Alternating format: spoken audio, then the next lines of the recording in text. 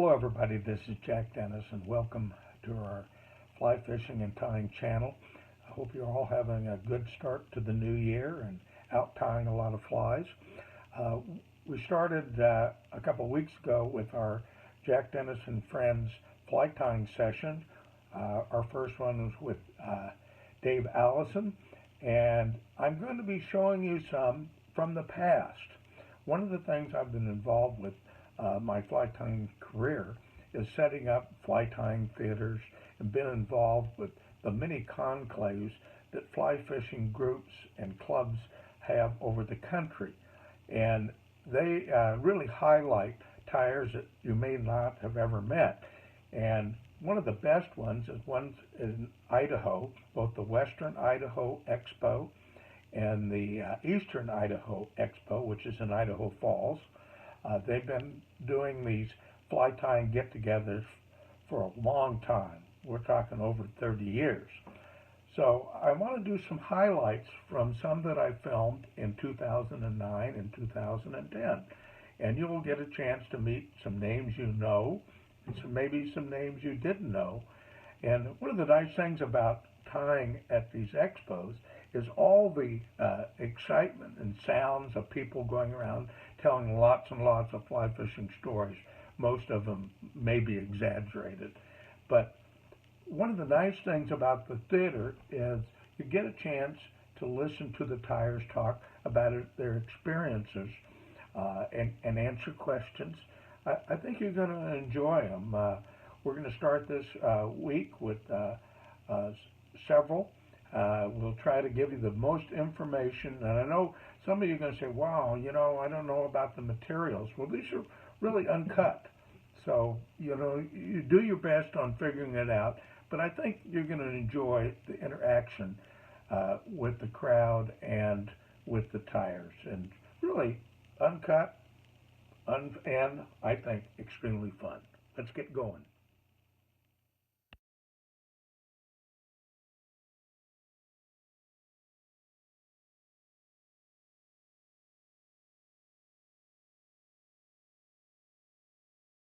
A parachute and show you how we tie off our parachute. That's probably one of the best tricks we do. And I kind of like to show people to do that because it was kind of an aha moment when Al and I figured out how to do this.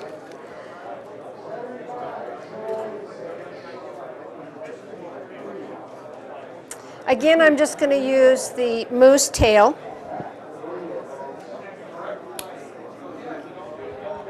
Clean out the under fur. Make a mess on the floor here for somebody to clean up. Remember to put the butts in first.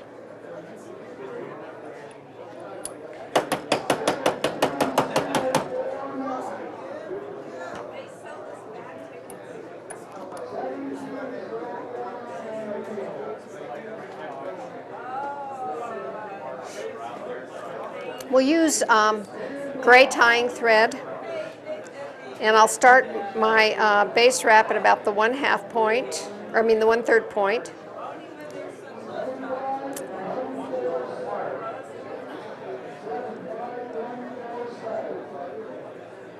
Trim off the excess. Set my tail in place. Now when I trim this tail, I'm going to leave a couple of the butt ends. And the reason I'm going to do that is because I'm going to make a poly post. And the poly yarn is kind of flimsy, so it makes it hard to wrap it. So if I have a couple of butt ends of my tailing material, it makes it easier. So I'll just trim off this much.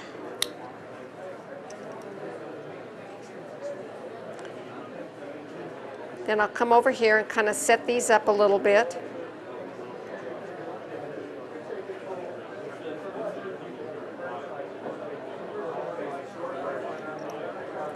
And then trim them off to about that length. And that just gives me a little bit of body for that wing. Let's use orange because that's good to see. And what I'm going to do is there's a couple of ways we could put this on here. What I'm going to do is take about half of it,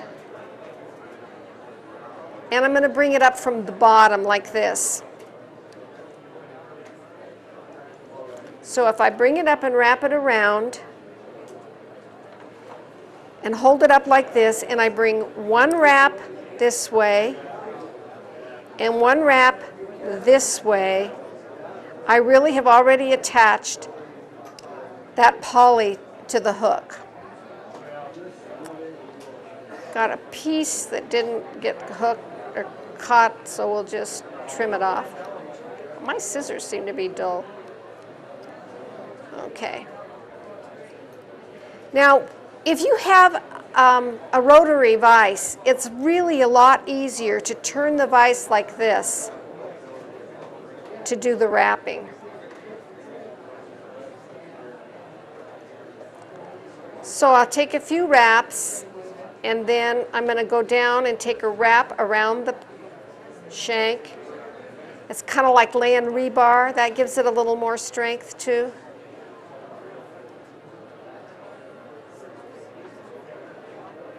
Okay, I think we've got it on there.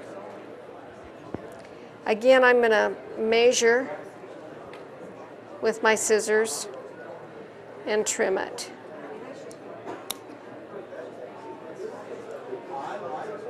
We got our high-vis post. I'm going to check that just a little bit. Oh, that looks pretty good. Maybe just a little bit off. One of the things that we've found too, if you're, you know what, just as the sun's going down, how you get that funny reflection on the river, and even with the high-vis or the white, you have trouble seeing your fly, put a little black in there. And that really, for some reason, just makes it pop out and you can see it. We do a fly where we tie a divided wing, and we have white calf tail, and then we put black in the middle, and you can just really see it. Because you got to know if you've got a bad drift, because you're not going to catch fish if it's not working right. I like to touch dub. That's how I put dubbing on. So I tend to use dubbing that is cut fairly short, like a soft dub, or some of the, I like some of the naturals too, like muskrat. One of the mistakes people use, well, for one thing, this dubbing is not designed to put on your fingers. Don't do it. It's a mess. It's designed to go on the thread. If you screw it way up like this, it's going to cut, and you're going to end up with gobs of stuff on your thread. So you want it just barely, barely, barely showing, if at all. And it's designed so that the static of rubbing it across the thread will cause it to adhere to the thread. So pull out some thread and just rub this across your thread. And you probably can't see, but there's some stuff on there now. We'll take some dubbing.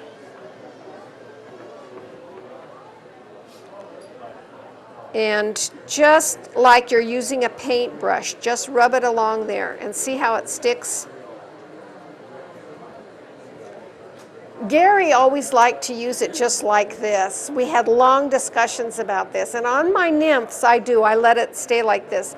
But on these flies, I like a more slender profile. So I'm going to twist that, so that now I've just got this nice slender noodle of dubbing. And we'll start applying it. We'll wrap back first. And then we're going to come forward, clear to the eye.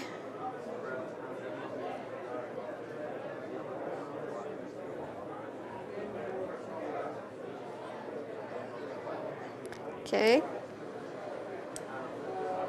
Actually, I didn't want to quite do that much. Now I'm going to put on some hackle. Let's see if I can find some here that's the right size. That's okay. That'll work. It's a little longer than I normally would use, but We don't want to spend our time looking around for hackle. Now notice that I have bare, I don't know if you can see, but I've got bare stem clear up to the top of where I'm going to start my wraps. So I've got this attached to the shank, and I'm going to bring my thread up to the top. And right there where I form that little V, I'm going to just set the hackle right there, and now it's attached. I want my thread hanging behind my post. And start my wraps. At the top, we'll just wrap around.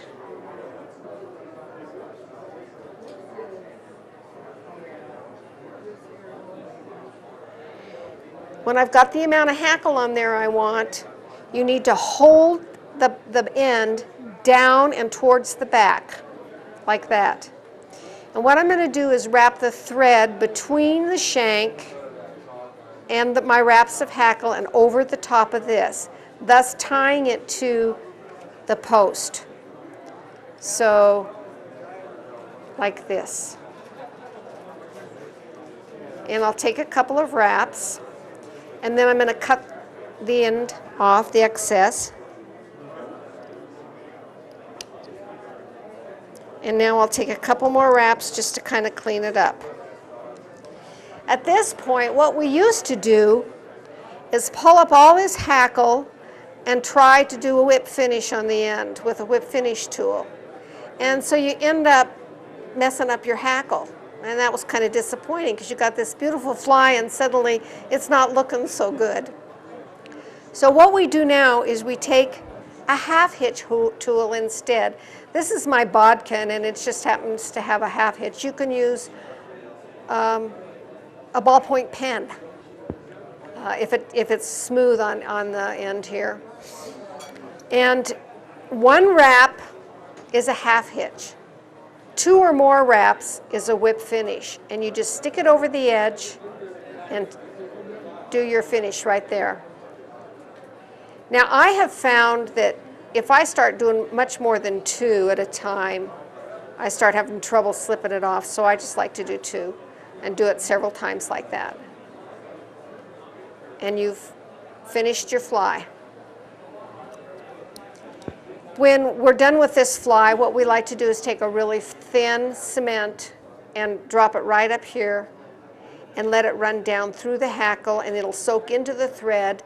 If you want to, you can dab a little on your whip finish too. So